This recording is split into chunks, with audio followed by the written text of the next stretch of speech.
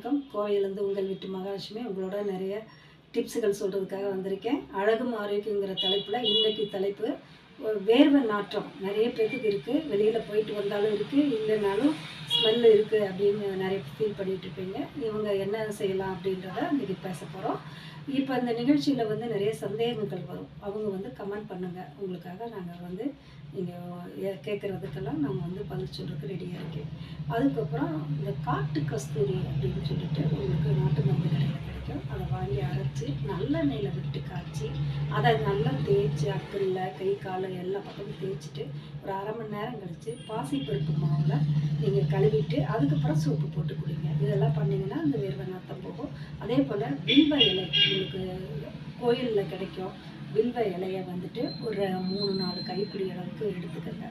எடுத்துக்கிட்டு இதோட நம்ம கஸ்தூரி மஞ்சள், எலுமிச்சத்தோல், ஆரஞ்சு தோல், கொஞ்சம் ஒரு 50 கிராம் அளவுக்கு பாசி பயறு எல்லாம் போட்டு மிக்சியில் அடித்து வச்சுருங்க. இதுவும் அதாவது வில்வம், ஆரஞ்சு தோல், எலுமிச்சத்தோல், கஸ்தூரி மஞ்சள், இதோட பச்சைப்பருப்பு நம்ம தேவையான அளவுக்கு நீங்கள் எவ்வளோ எடுக்கிறீங்களோ அதுலேருந்து கொஞ்சம் ஒரு 50 கிராம் அளவுக்கு போட்டுக்கிட்டிங்கன்னா 3-4 நாள் 1 வாரம் கூட இருக்கும். இதை எல்லாமே அப்படியே அரைச்சிட்டு நீங்கள் ஒரு ஸ்டோர் பண்ணி வச்சுக்கிட்டு ஒரு பழைய புளிச்ச மோரில் இதை கலந்து நல்லா தேய்ச்சிட்டு ஒரு 10-15 நிமிஷம் கழித்து நீங்கள் அப்படியே குளிச்சிடலாம். இல்லையா சோப் போட்டு கழுவிட்டு அதுக்கப்புறம் இதை தேய்ச்சி குளிக்கலாம். எப்படினாலும் நீங்கள் மாற்றிக்கங்க. இதை தொடர்ந்து செஞ்சு பாருங்கள். இந்த வேர்வை ஸ்மெல் வராது. நிறைய தண்ணி குடிக்கணும். ஸ்டோர் ஆகக்கூடாது. யூரின் ஸ்டோர் பண்ணிங்கனாலும் ஒரு ஸ்மெல்லும் எடுக்கும், அதோட வேர்வை நாற்றமும் அதிகமாகும். அதனால் நம்ம அப்பப்பயே எப்பயுமே உடல் உபாதைகளை அப்பப்பயே கழுவிடணும். அதுதான் நமக்கு ஆரோக்கியமானதும் கூட.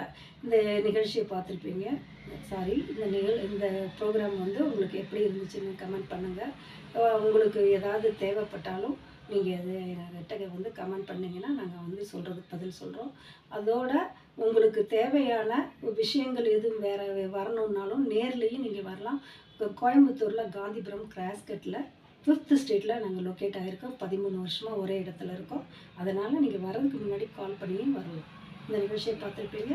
உங்களுக்கு பிடிச்சிருந்துச்சுன்னா லைக் பண்ணுங்கள், ஷேர் பண்ணுங்கள், கமெண்ட் பண்ணுங்கன்னு சொல்லிட்டு விடைபெறுவது உங்கள் வீட்டு மகாலட்சுமி. நன்றி, வணக்கம்.